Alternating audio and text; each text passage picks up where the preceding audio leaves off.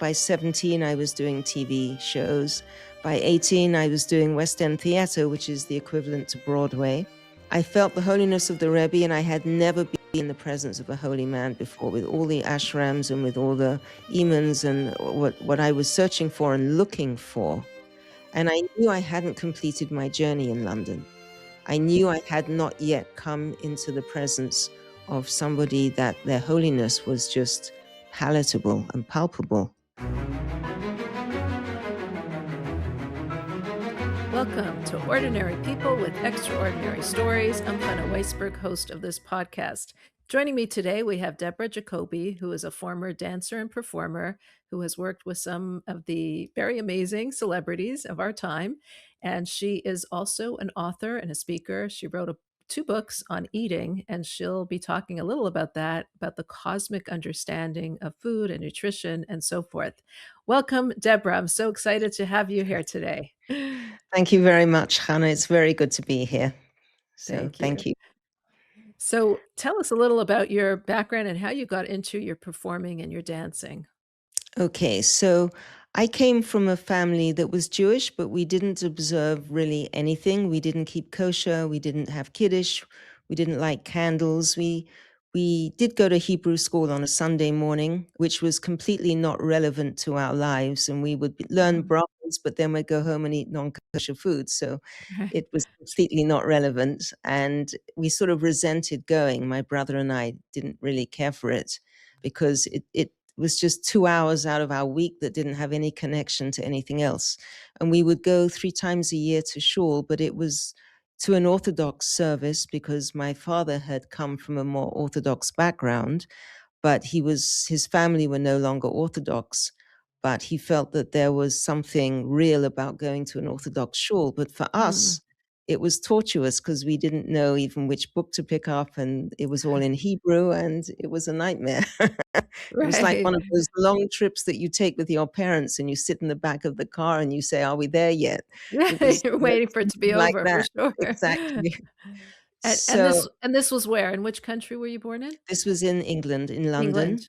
Okay. Yes.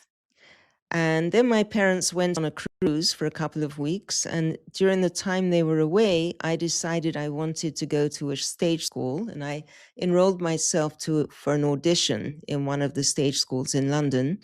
And when my parents came back, they were very concerned, to say the least, that I had taken this into my own hands. And my father turned Were around you and said, always were you interested in performing? Like, why did you go to the stage school? I I always had an eye on acting at the Mm. time, and I had done a play in school, which I really enjoyed doing. And I had had a Mhm. couple of dance lessons when I was younger. So I was always drawn to it a little bit. It always appealed to me, and I was very impressed with what I saw on television and thought that Mhm. looked like a really interesting life. Right, Looked like sure. much more fun than where we were in this sleepy suburb. So Right. I was very drawn to it and to the whole social lifestyle and the whole scene, so to That speak. and that was pretty young at 12 years old to do such an independent step. Like, were you a very independent person? I was. I You was still not well are? behaved in school. I still am. I sort of have a little bit of a wild streak that Right.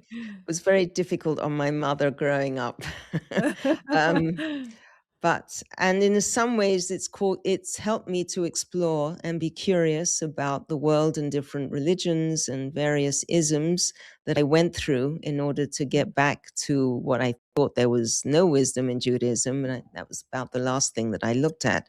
But I think it was that same curiosity and ability, even at a very young age, to get on a plane to India and go to an ashram or to Oh, Egypt wow. and Well, speak wait, to you're getting imams. ahead. And I Tell know us about it's a little that. ahead, Okay. but definitely that spark of That fascination with wanting to go out and be involved in the world and travel and do things was definitely and move countries. I've moved countries twice. In my right. 20s, I moved to America, and a few years ago, I moved to Israel. Wow. Um, So it's that and my independence travels, and that yes, fearlessness almost. right, and always alone. I mean, it was Right. always my travels were always alone. I mean, I did go with a company to the Far East for a few months, But basically, I was, Well, going take us around. back. So you went into this Yes.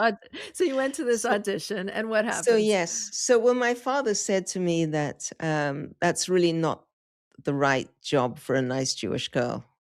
Mhm, And I was really amazed that he said that because we weren't doing anything Jewish. And I sort of expected him to say, you'll get a better education in a more academic school.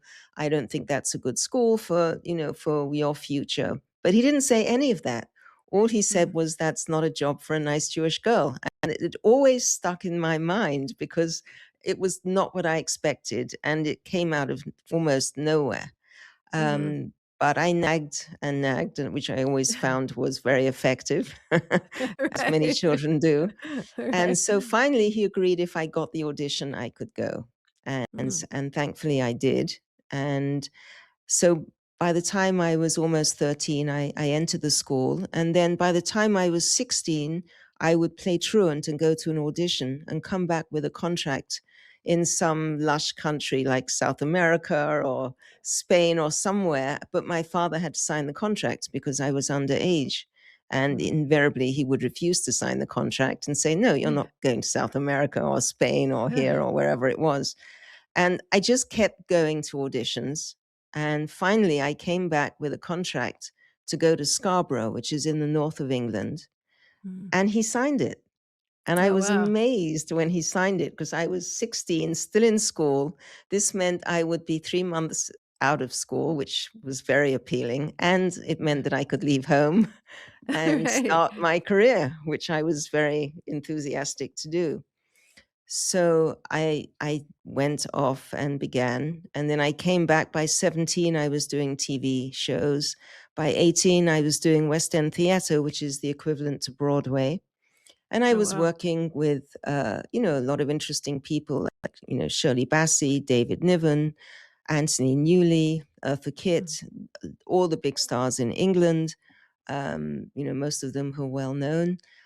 And I did this for 3 or 4 years, and I loved my work, and I was always meeting What was interesting what people. was it like? What was it like doing that?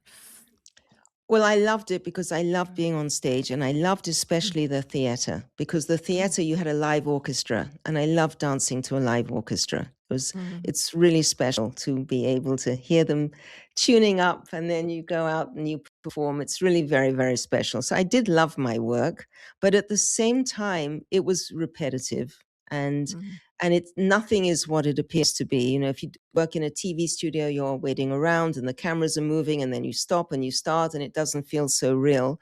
And if you're Mhm. working on a film and you're on location, if there are clouds in the sky, you have to wait hours sometimes for the weather, Mhm. especially in England, to improve before you can do the shoot. So there's a lot of Mhm. waiting around, and it doesn't feel like you're actively involved in a creative process in many instances. It's not as glamorous as it looks. Right, exactly. Yeah. But there Mhm. are parts of it that are very glamorous. The Mhm. social part of it and meeting interesting and talented people is also Mhm. very intriguing. But after a while, I felt there was a void. And there was an orchestra conductor called Zalkovich who saw my work, and he took me to different ballet masters who were Russian and had been in amazing companies.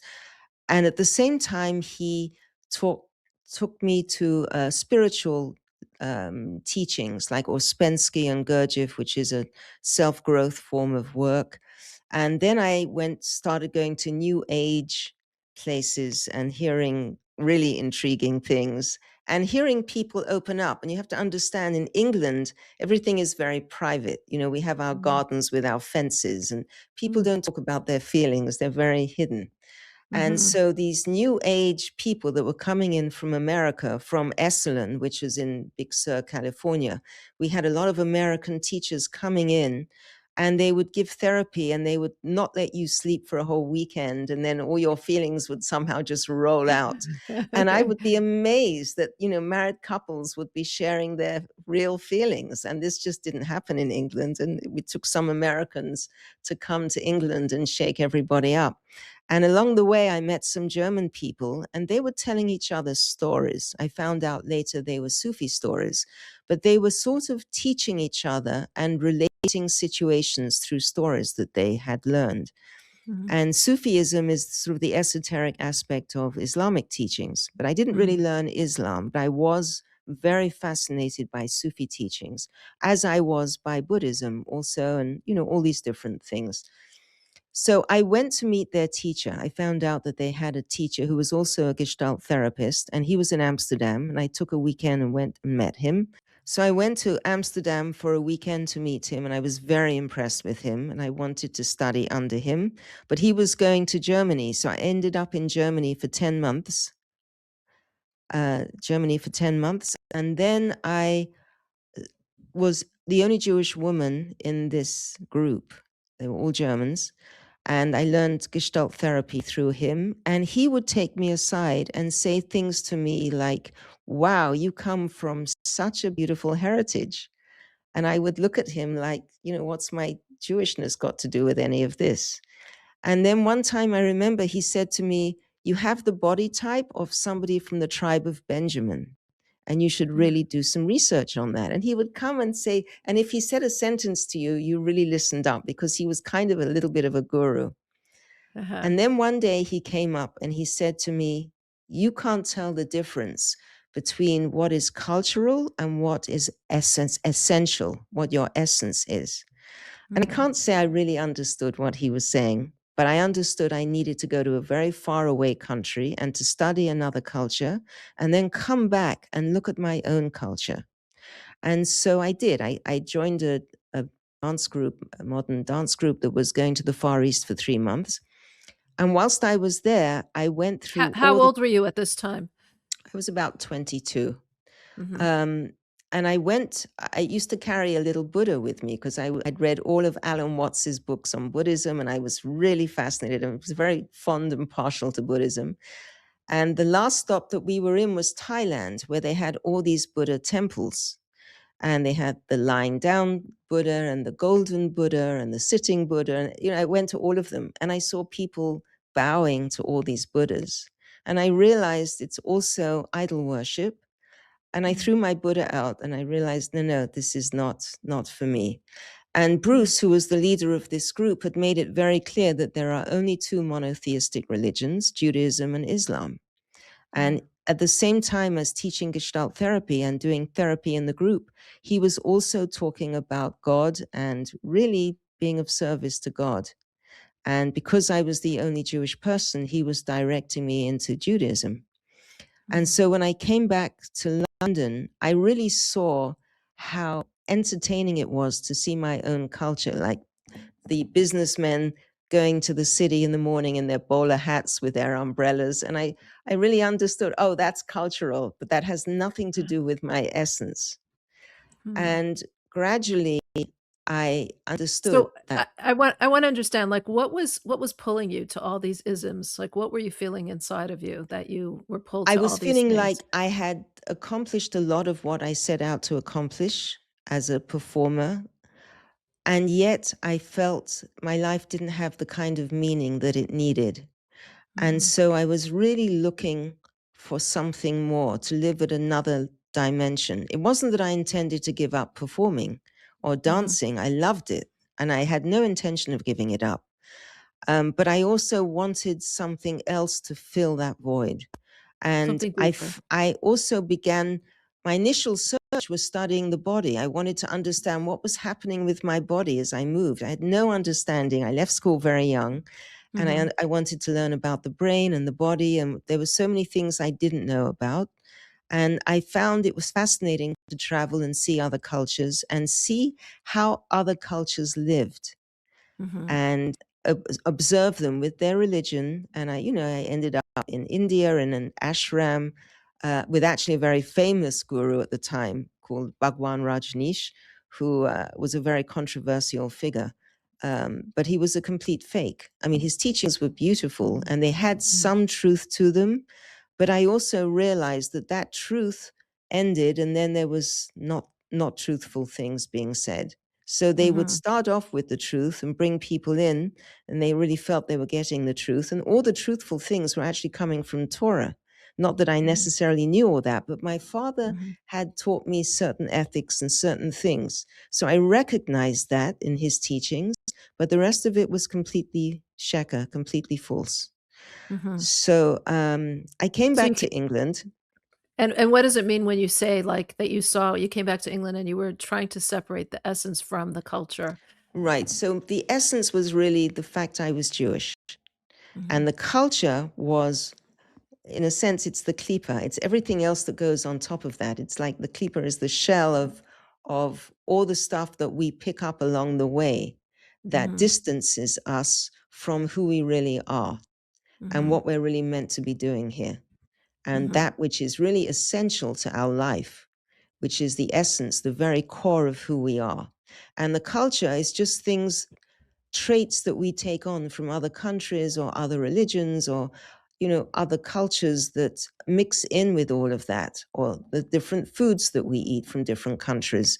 That's cultural. But then we have Jewish foods that came about from where we were living, which country we were living in. So it's cultural, but it reflects our essential journey, and it reflects how we lived and how we observed Torah. So that's Mhm. pertinent to Jews. But the culture of eating Indian food, for example, is not anything to do with our culture, except for those Jews who are in India, that they made Mhm. it part of the Jewish culture on some Mhm. level. So Mhm. separating that out took some time. And then when I came back to England, my parents really wanted me to get married and go out with nice Jewish guys, and I felt like, really, I was so not into anything Jewish, and I actually felt it was kind of bigoted because we weren't doing anything Jewish, and Mhm. I had very nice Gentile friends Mhm. and people that I worked with who had been very good to me, and I felt like I wasn't going to do that. I wasn't going to just go out with somebody Jewish just because he was Jewish. I didn't relate yet to that whole part of myself. But Sure. but I broke the minhag, the tradition, so to speak, because I met somebody who was Jewish and he was quite attractive, and I thought, oh, you know what? I'll go out with him. He seems quite nice. I'll make a change. So he took me out to a very fancy treif non-kosher restaurant, and we're sitting there and we order all this really delicious tray food and it looked wonderful. And suddenly, halfway through the meal, he says to me, so where are you going to daven on Rosh Hashanah? Where are you going to pray on Rosh Hashanah? And I was like, what? I Right. was like horrified by the question, even like, where on earth did this come from? And and I said to him, are you serious? And he said, well, yes, you are going to go to shul, aren't you, on Rosh Hashanah? I hadn't been to shul in years. It was completely, not anything I had done or thought about. I couldn't tell you what date it was. And he said he was disgusted that I had no intentions of going to shul. He was completely disgusted with me, and I was completely disgusted with him.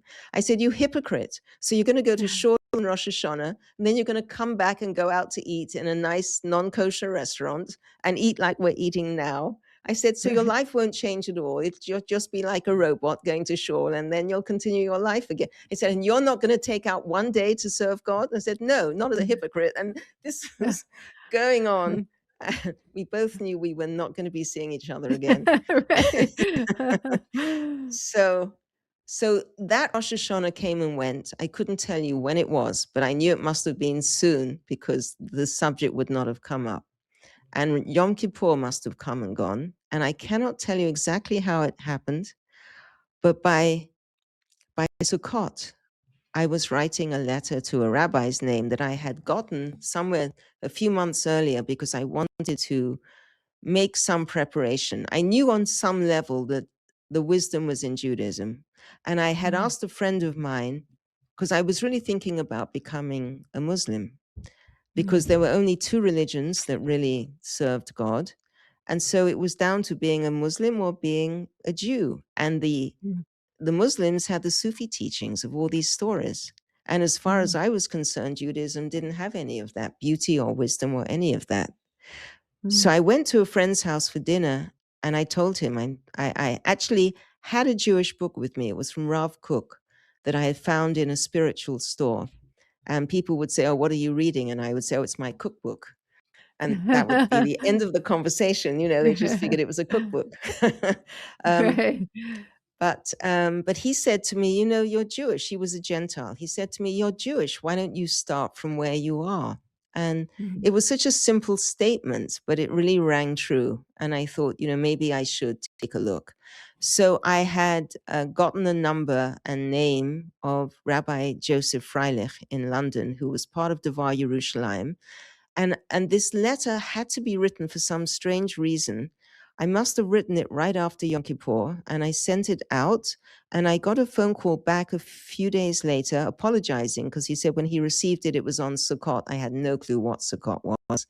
And he invited me to come for Shmini Atzeres, and I couldn't even pronounce the name again when I came off the phone. I'd never heard of Shmini Atzeres. I mean, what was that?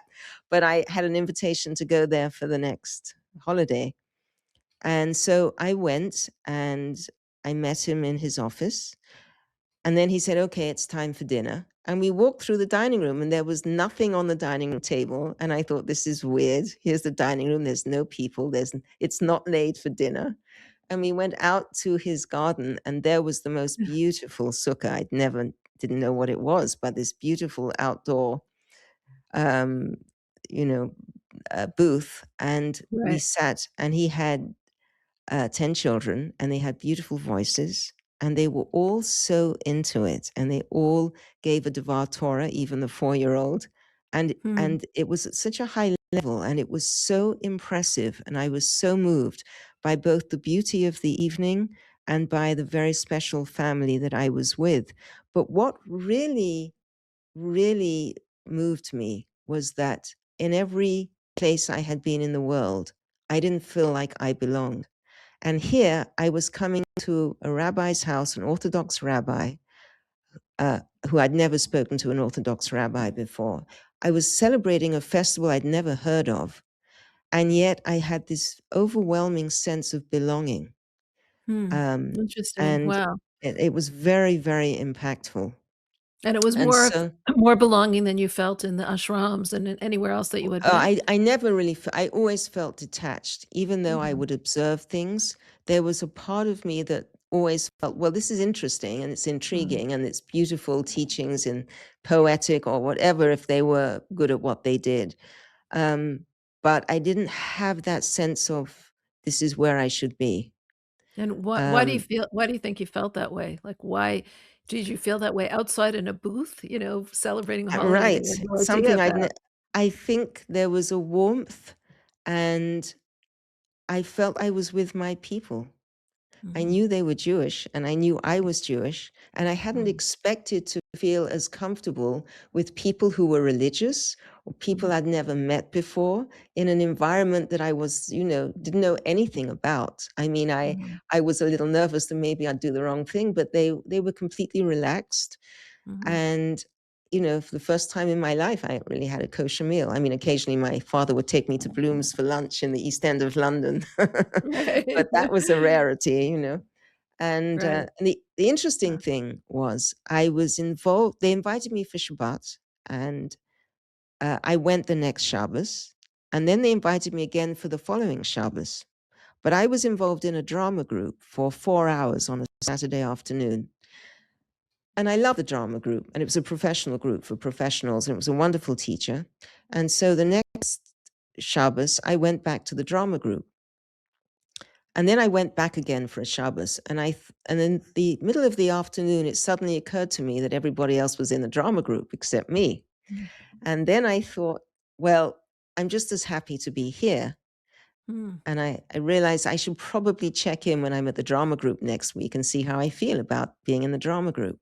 So the next week I went to the drama group and I made a point of remembering around 3 in the afternoon that all those Jews in Golders Green were keeping Shabbat. And here I was in the drama group. And I felt, well, I'm just as happy to be here. mm, And then I thought, well, wait a minute. Am I going to make this decision based on how happy I feel? Is that mm, going to be my life decision based on feeling good, feeling happy? That's a very external thing that's very fragile and is very subjected to change. I say, mm, how could I make such a decision where I should be? I'm equally happy in both places. So I have to make the decision from a different place. And then the question came up, where should I be? And the answer was, you should be with those people in Golders Green, with those Jews in Golders Mm. Green. That's where you should be. And it was just, And wow, what why that's was that the answer? Like, why was that the answer? because I knew at this point there was a God in the world, and I didn't know it through Judaism. I knew it because I had read some Sufi teachings, and through Mhm, intellectually understanding, I knew that God had to exist. And mhm, I knew that there are not so many Jews in this world, and that mm, as a Jew, that was kind of something pertinent, very pertinent. It wasn't mhm, just by chance, not that anything is, but at that time in my life, it was like my essence suddenly became very important. That once I had separated it out from my culture, I mhm, understood there was something very special about being Jewish, and mhm, that really I didn't know very much. I hadn't studied or anything, but I understood that out of all these isms, I have to be the Judaism part of my life had to be expressed. mm. And so that meant that I needed to go back and have Shabbos. And I left the drama group and I've kept Shabbos since. And Wow. about three months, I moved into a rabbi's house, Rabbi Jeremy Conway, who ironically oversees the kashrus section in London. He No. does all the supervision of all the foods and all of that, which is interesting. But he wasn't doing that at the time. But I rented a room in his house that got me to Golders Green. And about 3 months after I was there, my rabbi contacted me and said that they had a call from Barbara Streisand's office, that they heard there was a Jewish young woman who had retired from the entertainment industry, but she was just about to do Yentl and she wanted Jewish people for Yentl. And so they invited me to come for an interview, which I did. I met with Sis Corman, who was like her agent or manager. And I had done enough acting to do an acting part because was just sort of on the cusp of doing more drama. But they sent me for the dance audition, which I Mhm, got. And I ended up working on Yentl for a few weeks, although most of it ended up on the cutting room floor, as these things do. And they ended up filming the dancing for the wedding from the men's section. And we all know the men's section is much more interesting than the women's section. So most of it ended up gone. But nonetheless, it was an interesting experience. I only agreed to do it if I could leave early for Shabbos because it was filmed in the winter and I needed mhm, to get home. And so they agreed. So I left at 2:30 every day. And of course, the only person who was annoyed about this or upset was another Jewish dancer who mhm. actually had been in the previous school that I was in, the stage school. And she used to, every Friday afternoon, she would say to me, "You're not really Shomesh Shabbat. You don't really Mm. keep Shabbos. You just want a nice long weekend." And she really didn't think that I Wow. was keeping the Sabbath, that I was just packing up early and leaving. Um, but anyway, the choreographer towards the end, I got to perform for Streisand, the dance that Amy Irving actually ends up doing. Mm, And the choreographer asked me if I would like to do Cats, which was another production in the West End at the time, a musical. And I had to say no because I can't do Friday nights and I can't do Shabbos day. And mhm. it's an 8 performances a week when you're in the theater. And um, Was and that so was that disappointing for you? it was, but I knew that I didn't have a choice. It wasn't that I Mhm. had a choice anymore. I So knew at God that point, existed. you were so committed to keeping it. I was committed, and I didn't explain to her why I couldn't. She was surprised when I said no. Thank you. Right. um, Wow. But, you know, it's like my agent had called and said, "Oh, I have an advertisement, a commercial for you to do. Would you, you know," and it was a chicken commercial. And I was like, "Well, do I have to eat the chicken?" And he'd say, "Well, no, you don't have to eat the chicken." But, you know, then I found out about Morris Iron that you can't appear to be doing something that's not kosher. And Wow. so I realized, okay, I can't do the commercial and I can't work Friday nights. And I mean, the last production when I left Thailand was actually The King and I with Yul Brynner, the London production of The King and I. And that was the last production that I actually did where I hadn't yet quite arrived at the point of understanding that, you can't be doing this anymore. Wow. But uh, I'm a but little like I'm just wondering, like, you said you were thinking about either Judaism or Islam, converting to Islam or taking on Judaism. When you were thinking that, were you ever thinking about what role woman plays in religion? Like, here you were, an accomplished woman, a performer, and did you think that you might have to give that up for both of those religions? Well, I remember one of the directors, I worked on another musical, an American musical called Kingdom Coming, and his name was Freddie Granville, and he also ran a nightclub in the center of London. And I called him up, and I'd go and have dinner with him once in a while. And I called him up, and I told him he was Jewish, and I told him what I was doing. And I remember he said to me, the women, some of them shave their heads and they wear wigs. You Wow. do know that, don't you? And I Mhm. was horrified, like they wear wigs, like the rabbi's wife, where I was going all these weeks, wears a wig.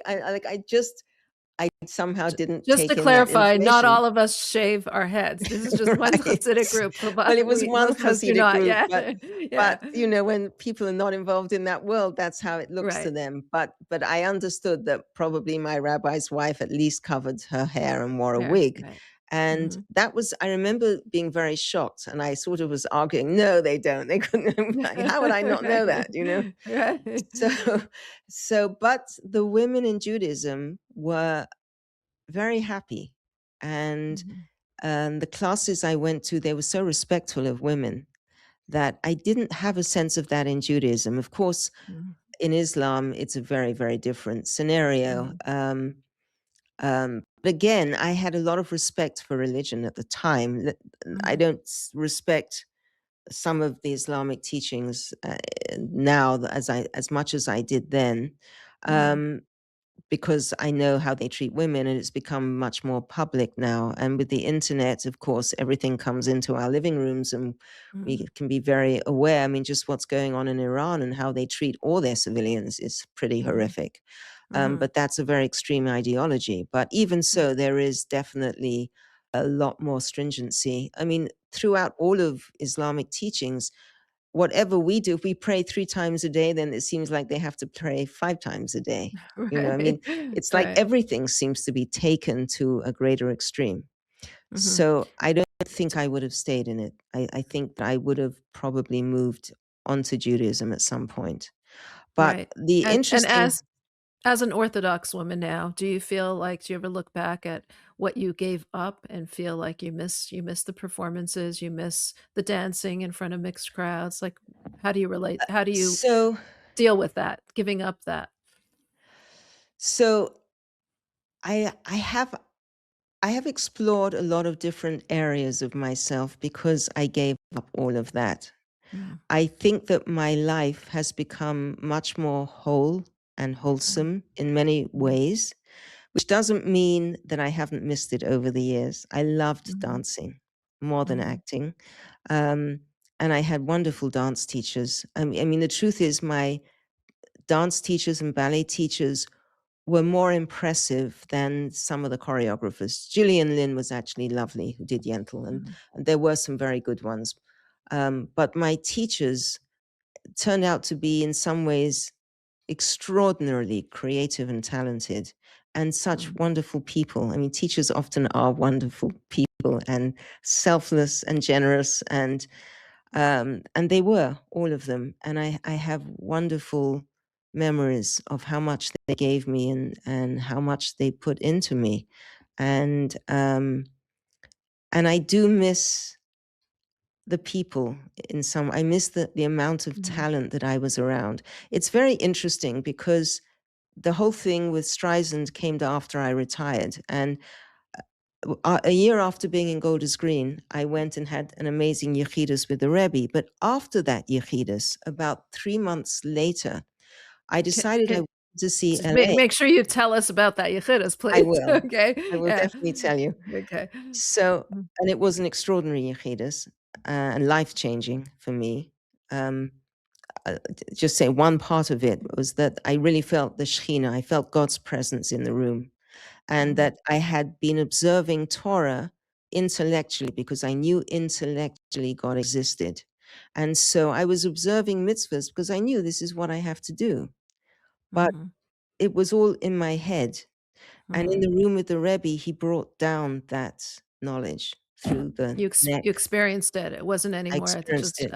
an intellectual thing. It You wasn't felt the just spirit you intellectual. felt the holiness? Is that what it was? I felt the holiness of the Rebbe, and I had never been in the presence of a holy man before, with all the ashrams and with all the imams and what I was searching for and looking for.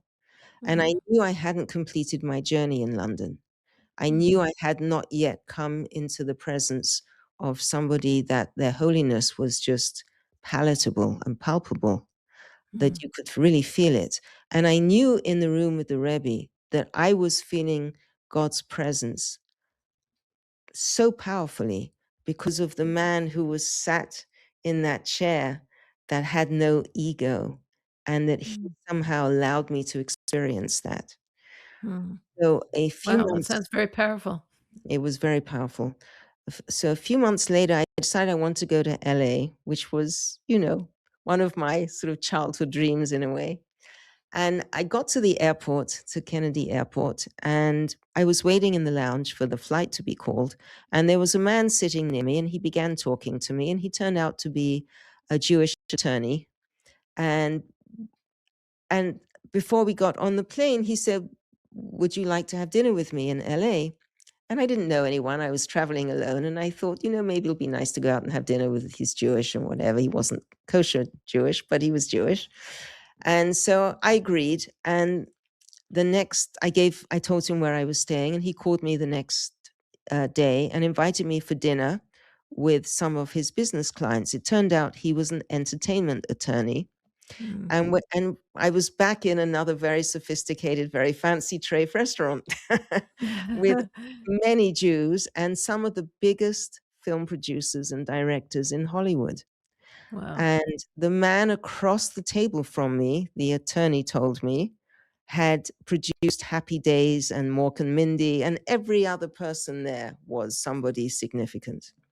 And I'm sitting there eating green lettuce leaves with no dressing. And they're all ordering. I felt like this is a way of doing tshuva for all the times I ate out. No, I can't have any of this, right? Wow. And so they were ordering just like I ordered when I went out with the Jewish guy, um, all the delights under the sun. And um, and then it came to dessert. And I hadn't told anybody about my history, either Jewishly or with my career or anything. We're just having some nice conversations. And then I ordered the fresh fruit for dessert, again with nothing on it. And as I'm eating the dessert, Gary Marshall, who was the name of the man who was sitting across from me, he suddenly looks at me and he goes, "You're kosher, aren't you? Ah. You're eating kosher." And I was kind of impressed that he was insightful enough to figure that out. Initially, he said, "I thought maybe you were a model and you just wanted to be careful. You didn't want to, overeat." Mhm. He said, "But that's not it." He said, "You're keeping kosher." And I said, "Yes, you're right, I am." And he was very impressed with that. And he insisted that I and his attorney come back to his house. He was there with his wife, and we all went back to his amazing house. I mean, I've been in some very wealthy homes of celebrities, but this was another unbelievable level. But it was tasteful, even though it was very lush Mm. and large and all those things you imagine about Hollywood, but it was extremely refined and tastefully put together. And he spent most of the evening trying to convince me to stay in LA. I think he liked the idea that he was somebody who had some perhaps moral Mm. backbone by virtue of the fact that they were all eating this stuff and I refused to do it.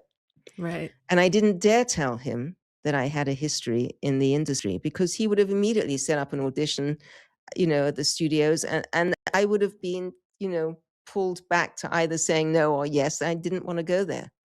But I Right. thought it was really interesting that I was again, after really retiring from this whole industry, a year ago, before I had become more observant, it, I would have been ecstatic to be in an evening with all these people, and especially a man like him who takes a liking to you. Your career Mm. can go all different kinds of places. And here I didn't even tell him, didn't dare tell him that I Wow. had spent nearly 10 years in the industry. And I That's went that's back. fascinating. That's tempting. What a It temptation, was very right? tempting. It was very tempting. Because socially also it would be very tempting. They knew Sure. everybody. I mean, Right. it was my world magnified of what I had Right. experienced, magnified Mm. at a level that you couldn't dream about. That Mm. to fall into this after I'd been in Crown Heights, what, for 3 months? Wow. And I went back. What gave you the strength? What gave you the strength to I think resist? the Adidas gave me the strength, The f knowing that I was in that room and that God, the Yechidus, was so unbelievable. And I think the Rebbe maybe knew what was ahead Mm. and was holding on to me. And I Mhm. came back, and afterwards, anytime I wrote to the Rebbe, I got a response, usually the same day, if not the same hour. And Really? when I was in Israel, I wrote to him. When I was in seminary, I wrote 2 letters to him, and I got answers in dreams. He would visit me in a dream. Two Mm. dreams I had in Israel. And so I I benefited from a very, really close relationship that I knew I could access at any time. And I needed that. I remember when I first got to Crown Heights, and I didn't connect with Crown Heights right away. I had not lived in a Chabad community. I had started learning Tanya with the wonderful Naftali Lowenthal, which I loved. Mhm. Um, Mhm. but I wasn't really relating to the whole scene. Mhm. And and I wasn't sure if this is what Culturally or, like, intellectually? Which part? um, Socially? Which I really liked the community in London. It was a Haredi community, very, very special, very thoughtful, very sensitive people, really lovely, lovely people. And I had formed a sort of chevra there, and I didn't really know anyone here, and I wasn't really connecting. Mhm. And everyone seems so happy. When everyone's connected and they seem so happy and you don't, you're not Right. connected and you feel out of it. So I was like, well, I had a nice community. What am I doing here? Right. Um, but as soon as I got in the room with the Rebbe, I knew what I was doing there. And Mm. that was very powerful. So basically, the Yechidus, when I got in the room with the Rebbe, he wasn't looking at anybody, and he had his arm over his head so you couldn't see him and he couldn't see you. And the men were already in the room and the women were walking in. And when I put my foot down, he picked up his head and he looked straight at me very intensely. And I felt this heat coming outside of my body and another heat, 2 heats, separate. One was outside, but I could feel the heat of it. And the other Mm. came right inside my body and went through my neck. And when it Mm. hit my stomach, I literally I was struck with awe. I took a breath. I went like that. It was just, I couldn't tell you exactly what was happening, but I knew this was all him. He's looking at me. Mm. And it was a very Gevurdik look and a very intense look. And as soon as I took that breath, he put his head down and back to that position, and he spoke from that position. And it was supposed to be an English-speaking um, Yechidus, but it wasn't. He went back to Yiddish and he stuttered through the whole thing as though all the energy he used was to somehow affect my intellect and bring it down into my body. Mm. And when I went to daven for the next 3 days, every time I took 3 steps forward to do Shemona Esrei and to walk into God's presence, my whole body began shaking. All of it, the whole body, like it Mm. knew it was in God's presence. And as soon as I ended it and stepped back, it stopped. And as soon as Mm. I would go forward again, it would go like this. Mm. And that went on for 3 days. I didn't feel any fear at all, even though my body was feeling this fear as though it was separate from me. It was Right. shaking, and I knew it was because I walked into God's presence, and my body knew it. So it's Mm. like the animal soul and the body suddenly gets it. The godly soul already knew it intellectually, but How it was how lo like how long were you in Crown Heights? Like, how long were you studying there? I spent 5 years in Crown Heights. not all at the same time. I had a year there, and then I went to Israel for a year. Then I came back, and I spent another 4 years there. 5 years And there. from all the teachings and all the spirituality that you had been studying in so many places, what was it that was attracting you to the studying that you were teaching there in Crown Heights, to Hasidus, or to what was it that you You were know, I inspired by? um, first of all, after the Yechidus, I really wanted to stay by the Rebbe, Mhm, and just to come back to LA for one moment, you know, if I had ended up in that world, mhm, it would have been problematic with the way you dress. It's not modest mhm, most of the time.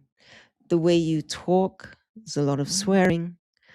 The you can get a role where there's no morality to it, or you don't agree with what the role really is expressing. mhm, So there are all these things, and for the first time, I really understood my father's phrase when I was 12 years old, that mm, this is mm, not a job for a Jewish girl. mm, Then it made sense. I understood it. And that's mhm, partly why I could walk away. mhm. Um, Wow. Being by the Rebbe and knowing, wow, I'm in the presence of somebody really holy, that this man does not make a move unless it's in the service of God. Mhm, And, I went around the whole world practically on my travels, and I wasn't going to walk away from that very easily. mhm, And the Rebbe also, I felt, was really pulling me to him. And that, I mean, he was fine when I went to Israel. He was very happy for me, and I had wonderful dreams from him. And then I came back and reconnected immediately. And it was such a privilege to be in Crown Heights whilst he was there. And I, mhm, I am so grateful that I was alive in that time period to be able to be at every Verbrengen. And I would go to them, even though it was in Yiddish, and I didn't understand it, but I would sit for 4 hours and I would feel like, okay, but my neshama is getting it.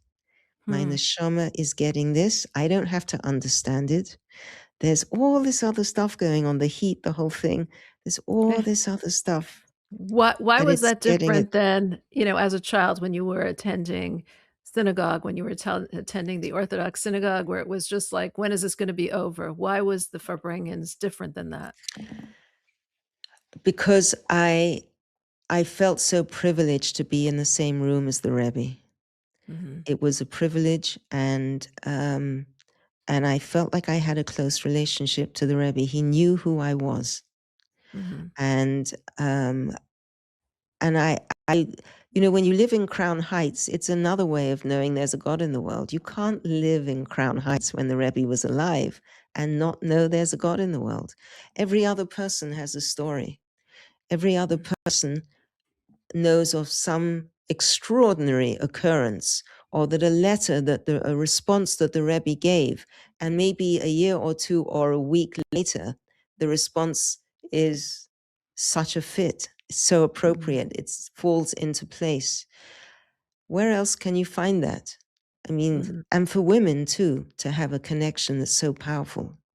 mhm. Um, um, Now, a lot of and people that are listening to this do not necessarily have that connection or haven't been in the presence of the Rebbe.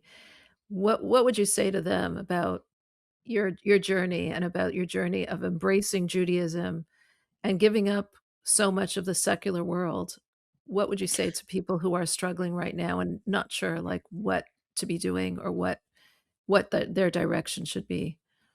Okay, so I would say to them that when you're at a crossroads and you're making a decision, the only real question to ask in life with anything that we're doing, however big or small, is this going to bring me closer to God, or will it Mhm, take me further away?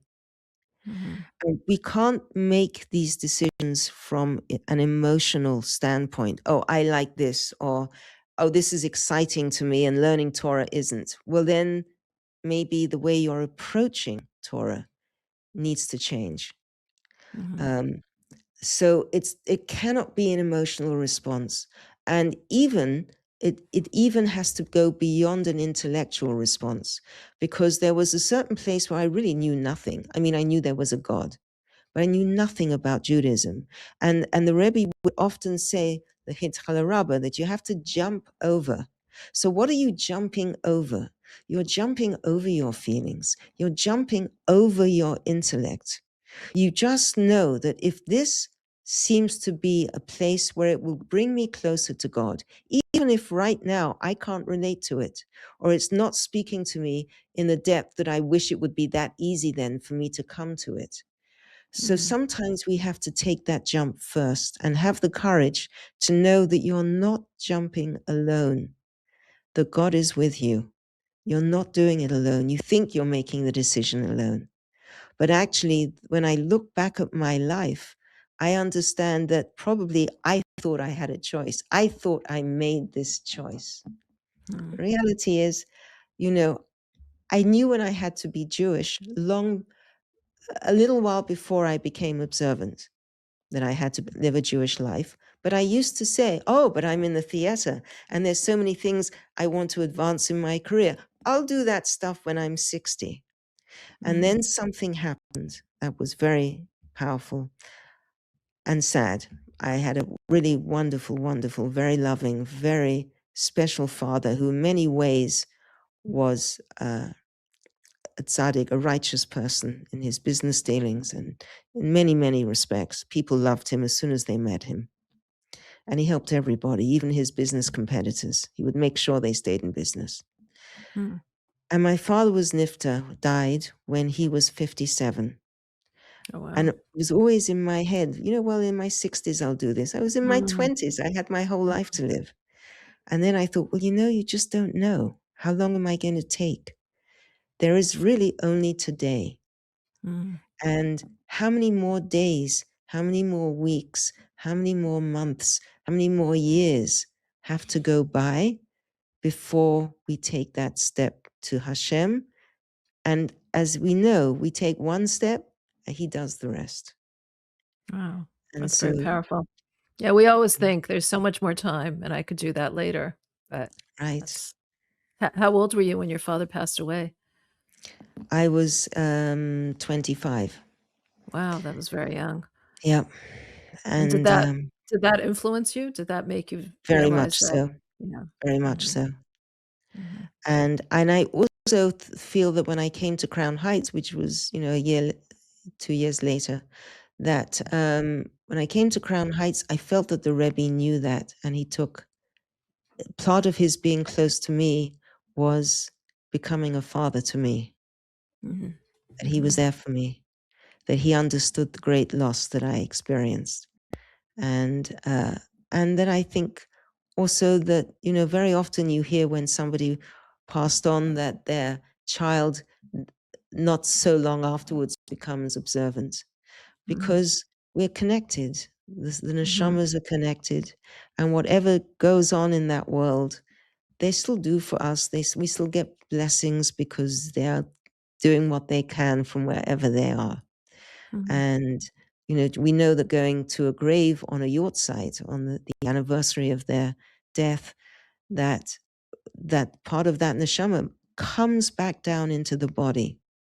And I know when I've gone on the yurt site to my father's grave, I hear his responses to what I'm saying. It's Wow. unbelievable. Really unbelievable. The Yeah. time is just running. I just want you to share a Yes. little bit with us about your books and why you got into writing books about eating and what was the point of the book? Okay. So, first of all, I didn't plan to write the books. It wasn't something I wanted to do. I was teaching seminary at Machon Chana, and Sarah Lebakowski suggested I write into the Rebbe, and there were 3 letters that came back about writing these books. And so I felt like I didn't have a choice, Mm. that the Rebbe clearly wanted this. And I think one of the reasons he wanted it is because we don't really take care of ourselves properly. Mhm. We and we and people go on shlichus, but men and women, this applies to everybody, and everyone's busy, and they have kids, and they're raising a family, and they're raising other people's families. They're helping them raise their families. There's no time. And and also the powerful act of eating, according to the Arizal and Rabbi Nachman and all these Hasidic teachings that are in the books, they tell us very clearly that the evil inclination hovers over us more at the table than at any other time. Mm. And everyone is struggling with this. We sit at a table and we know we've had enough and we can't stop eating. Mm. That place, that creating boundaries around our eating and understanding the potency of making a bracha. You know, we rattle off a bracha and then we say, okay, that's it. Now I can enjoy my meal. I did my bit, did that bit to Hashem. Now I can eat. And I'm going to eat this first. I'm going to have some of that. And it's gone. It's gone. Mm. So it's very important that we raise our level of consciousness. Overeating, because it's so powerful. It affects everything that came before, with all the agriculture and the elements and all of creation. So it's connected to some of the stories in creation. And it affects what we do with the energy, with all that food and the consciousness with which we ate it, and how present are we at the table, and are we really elevating sparks, and what does it take to elevate a spark through eating? It's the only act that we do where we take something from God's creation and we put it inside of ourselves, and it absorbs throughout all of our tissues and our bone structure and our muscles and our blood system and our organs. It's completely absorbed into us. And the Mm. fact that God could have created us without the need to eat, He could have given us enough energy for a lifetime. And He tells us, 6 days you shall work, and the seventh day you'll rest. Well, a lot of that 6 days is eating Right. breakfast, coffee, lunch, snacks, Especially afternoon in tea. Judaism, right? Yes, Right. right. Right. It's deliberate. We Mhm. are meant to connect to Hashem again throughout the day. Yeah, we daven in the morning and we put the siddur back on the shelf. And then we have coffee or we have breakfast. It's not an end. We tend to compartmentalize all of our Mhm. actions instead of looking at our actions as one long structure of energy. Instead Mhm. of saying, okay, I daven now, and we leave the book on the shelf and we say to Hashem, okay, I can go for a few hours alone now. If I need your help, I'll call on you. That's our attitude. And we have to change it. And when we change that attitude, we eat differently. And Mm. so these books are based on the Hasidic teachings. It's also based on science, and some of them based on Torah stories. So one of them is the intimate act of eating, and the other one is the moral act of eating. Mm. Um, and um, and it's a journey, just like my journey. It's a journey in Mhm. divine consciousness that we come to have a far greater understanding of what God intended and who we are and how God is in everything. That we are consuming God's words. We are consuming a piece of godliness when we eat. We're releasing a spark, but we're also taking from creation. And all of creation is Hashem. This is Mm. how close He wants us to be to Him. And we miss it because we're not even present. We're already jumping ahead to see what we're going to do after lunch. And we have this attitude. Everything before we stopped to eat was important. It's my work. And then Mhm. after lunch, we'll get back to the important stuff again. And it's Right. actually upside down. The important stuff is, how are we eating? Mm. And we have to come back to that. It's almost like it's the final barrier to bringing Mashiach. Because when we become more sensitive and more aware of God's presence through the small details, um, and to understand better through this the animal soul, we can really feel how excited the animal soul gets when it's hungry, or when we put something it likes in front of it. We can feel it. We can distinguish the neshamas, the souls, and we Mhm. miss it. We just ignore it. No, we have to come back and really understand what the animal soul is. That there's this like almost like a a living entity inside ourselves that doesn't just cause us to move and have ability to do things, but it has feelings, it has desires.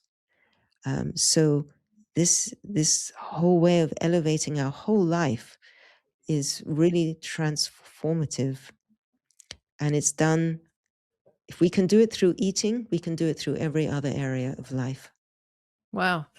Looking back at your life, you're a very spiritual person, it sounds like.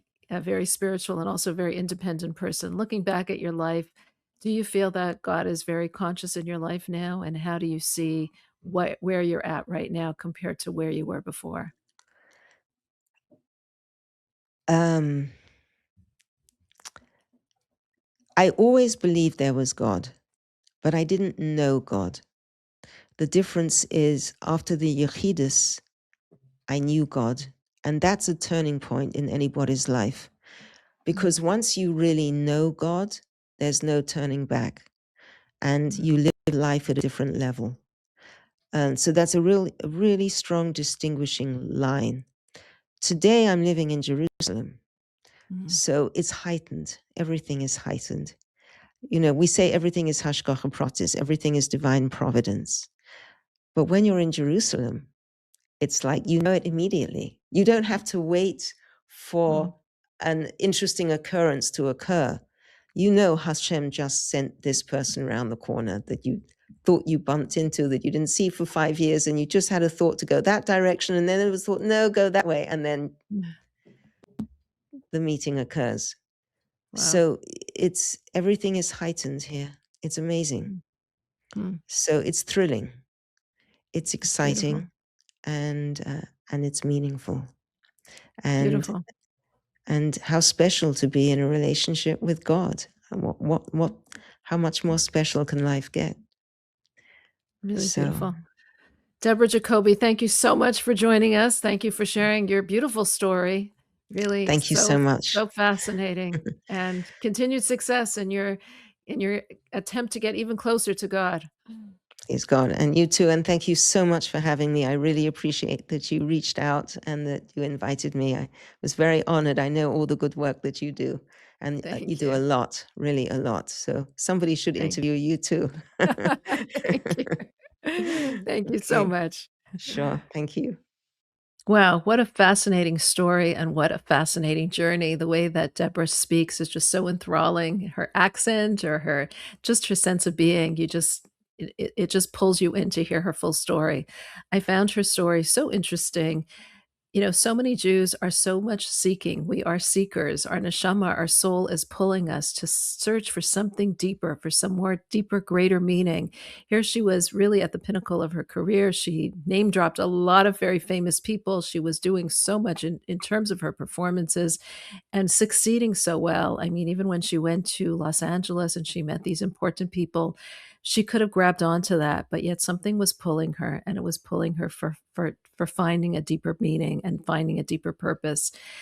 Her her searching really pulled her to all parts of the world and all the different isms of the world. But eventually she came back to Judaism and she realized that this is where she belonged.